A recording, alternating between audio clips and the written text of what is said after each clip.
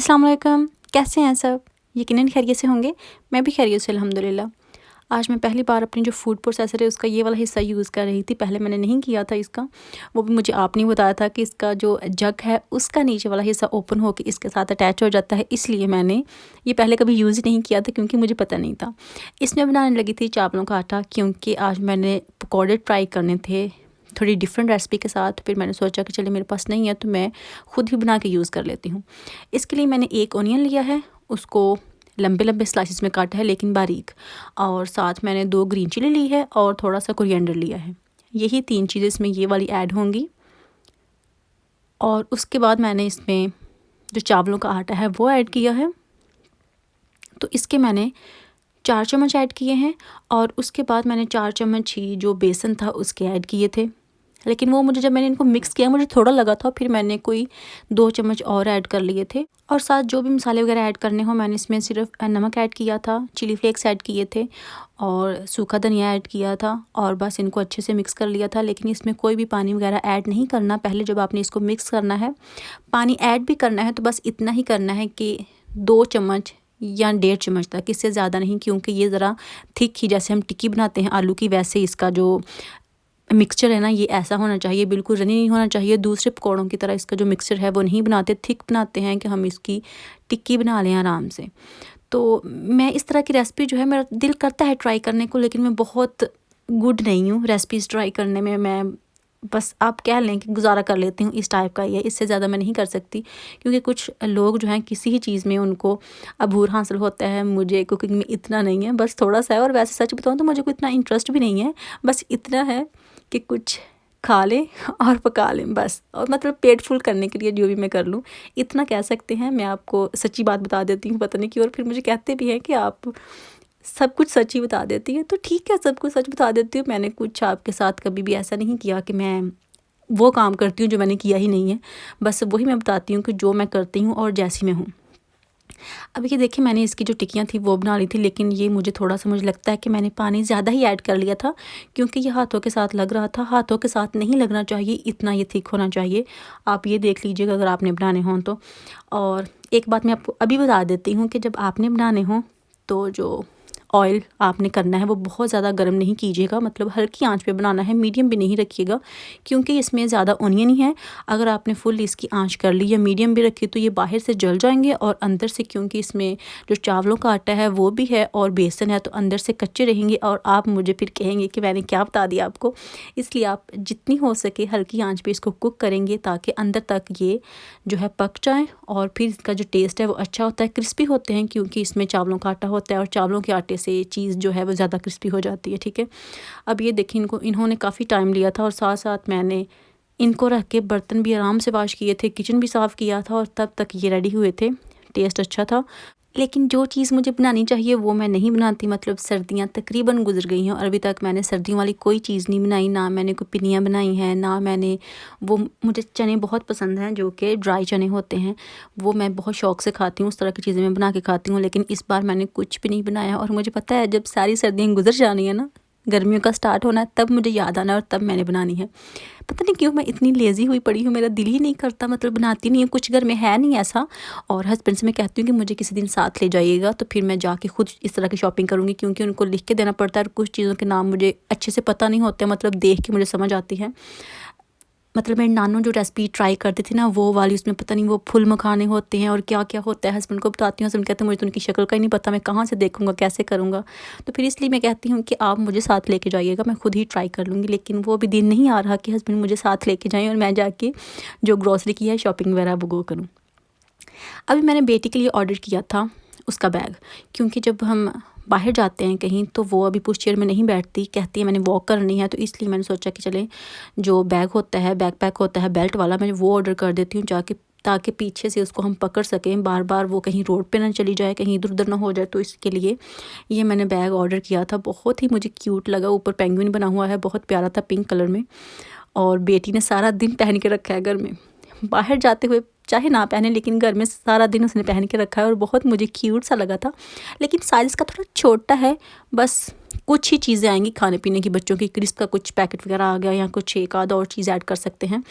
लेकिन मुझे पसंद बहुत आया। और ये मैंने ऑर्डर किया था अमेज़न से, आया था ये 11 पाउंड का, 10.99 का। और भी होते हैं लेकिन जो आपको अच्छा लगे आपने तो वही लेना होता है। उसके बाद बेटे के साथ मैं लूडो प्ले कर रही थी। बहुत मज़ा आता था इस तरह की गेम जब पाकिस्तान में थे, फ्रेंड्स के साथ प्ले करने का। और अभी बेटा जो है उसके साथ भी प्ले कर रही हूँ। ये बेटे के साथ तो इसलिए प्ले कर रही हूँ कि यहाँ ये पार्ट ऑफ स्टडी कह सकते हैं कि स्टडी में ये यूज़ होता है, क्योंकि इससे बच्चे की जो काउंटिंग है वो ज़्यादा अच्छी होती है, अच्छे से वो काउंट कर लेता है तेज़ तेज़ स्पीड के साथ। तो मैंने इसीलिए ये ऑर्डर की थी ताकि उसको थोड़ा पता चल जाए, समझ आ जाए। और पाकिस्तान में हम इसको एज आ गेम ही यूज़ करते हैं, लेकिन यहाँ इसको थोड़ा लर्निंग में आ जाता है। कुछ चीज़ें हैं बच्चों की जो यहाँ खेलते खेलते उनको सीखने का मौका मिलता है।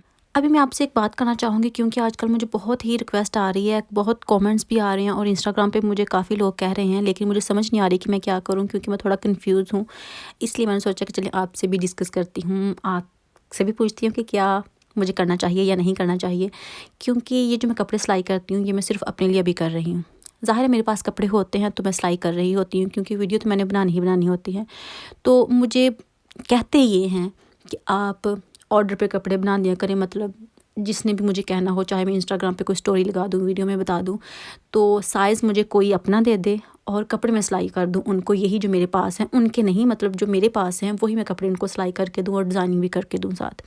लेकिन समझ मुझे ये नहीं आ रही कि मैं कैसे करके दूँगी। मतलब ज़ाहिर है ये मैंने करने ही करने हैं, इनका मुझे ज़्यादा बर्डन नहीं है, वो काम का मुझे ज़्यादा बर्डन है कि मैं पहले अपना बिज़नेस स्टार्ट करूँ, फिर वो सब कुछ बनाऊँ, अब सारे साइज़ मुझे रखना पड़ेंगे, लेकिन ये मुझे बर्डन फ़ील नहीं होता।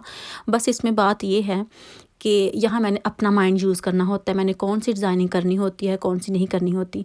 और यहाँ बात मेरे लिए ये निकल आती है कि अगर किसी ने मुझे ऑर्डर दिया भी तो वो मुझे पहले पूछेंगे कि आपने किस तरह से डिज़ाइनिंग करनी है, क्या करना है। तो वो मुझे सच बताऊँ तो मुझे बिल्कुल नहीं पता होता उस टाइम कि मैंने 4-5 दिन पहले या 1 दिन पहले भी मुझे नहीं पता होता कि मैंने क्या डिज़ाइनिंग करनी है।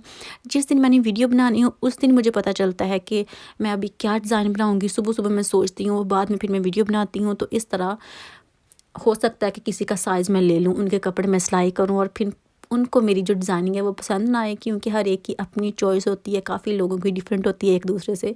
ठीक है, मेरी डिज़ाइनिंग लोग लाइक तो करते हैं, लेकिन मुझे ये नहीं पता कि वो पहनने की हद तक भी लाइक करते हैं या नहीं करते। तो एक ये भी है कि सिर्फ मैं यूके वालों के लिए कर सकती हूँ, फिर पाकिस्तान वालों के लिए तो नहीं कर सकती, ना ही किसी और कंट्री के लिए कर सकती हूँ, क्योंकि फिर वो डिलीवरी का बहुत चक्कर हो जाता है, पता नहीं कैसे जाती है कैसे नहीं जाती। तो फिर वो एक्स्ट्रा चार्जेस उनको पड़ेंगे, तो कोई फ़ायदा नहीं है सिर्फ मेरे सिलाई किए हुए कपड़े पहनने का। खैर ये बात तो एक अलग है, लेकिन उसके अलावा मुझे बहुत बहुत अच्छा लगता है जब आपका इतना प्यार मुझे मिलता है, आप इतना प्यार देते हैं मुझे, इतने अच्छे-अच्छे कमेंट्स करते हैं, मेरी डिज़ाइनिंग को लाइक करते हैं, मेरी वीडियोस को लाइक करते हैं, मुझे बेहद अच्छा लगता है तब। और यकीन माने अभी मुझे एहसास हो रहा है इस बात का कि शायद मैंने पहले ट्राई नहीं की कुछ करने की, अभी मैं कर रही हूँ। अभी बहुत लोग माशाल्लाह मुझे लाइक कर रहे हैं, बहुत ही लोग लाइक कर रहे हैं। मेरी डिज़ाइनिंग को कभी किसी ने बुरा नहीं कहा, मुझे इस बात की बहुत ही खुशी होती है। सब कुछ लोग लाइक करते हैं, बस ये है कि डिसलाइक करने वाले तो लोग फिर होते ही होते हैं। मैं तो बिल्कुल ही एक आम सी इंसान हूँ, कुछ ज़्यादा ही आम इंसान हूँ। वैसे तो बहुत अच्छी-अच्छी दुनिया है, लोग तो जो मुफ्ती होते हैं, मौलाना होते हैं, इतनी अच्छी बातें बताते हैं, उनको नहीं छोड़ते, उनको डिसलाइक करते हैं। तो फिर मैं तो बहुत ही गई गुज़री हूँ, मुझे तो डिसलाइक करना बनता भी है। तो इस बात का मुझे ज़रा नहीं होता, इस बात को मैं फ़ील नहीं करती कि लोग मुझे डिसलाइक करते हैं, मतलब लाइक की बजाय। लेकिन ये है कि लोग बुरा कमेंट नहीं करते, कुछ ऐसा कहते नहीं हैं, डिज़ाइनिंग को डिसलाइक नहीं करते दूसरी तरह से मतलब बोल के। तो इस चीज़ की मुझे बहुत खुशी होती है।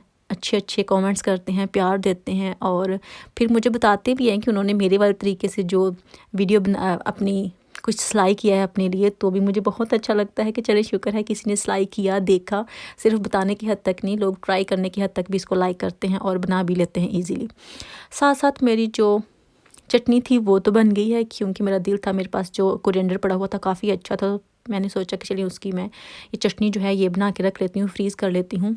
महीना गुजर जाता है, लेकिन एवरीडे तो फिर भी यूज़ नहीं करनी पड़ती, लेकिन अगर एवरीडे भी यूज़ करें तो ये 28 बने थे मेरे पास क्यूब, तो एवरीडे भी यूज़ हो सकती है 1 मंथ तक।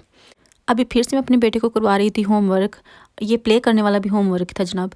और अभी मुझसे पूछते हैं कि आप बेटे को होमवर्क जो करवाते हैं किस वेबसाइट से करवाते हैं, तो वो मैं कोई ख़ुद वाली जो वेबसाइट है ख़ुद देख के नहीं करवाती। बस ये है कि स्कूल की अपनी वेबसाइट होती है, जिस भी स्कूल में आपका बच्चा जा रहा हो, जिस भी क्लास में, वो जो क्लास टीचर होते हैं ना वो आपको देते हैं, साइन इन भी वही करके देते हैं। कोई भी वो उनकी वेबसाइट खोल के उनका जो इस तरह का काम है वो नहीं देख सकता, क्योंकि उनकी अपनी वीडियो अपलोड होती हैं, तो वो थोड़ी प्राइवेसी होती है कि नहीं सिर्फ वही लोग देखते हैं जिनके उस क्लास में बच्चे हों, उसके अलावा कोई भी नहीं देख सकता, क्योंकि पासवर्ड वो देते हैं, साइन इन वहाँ होना पड़ता है, बार बार साइन इन होना पड़ता है, जितनी बार भी देखें आप।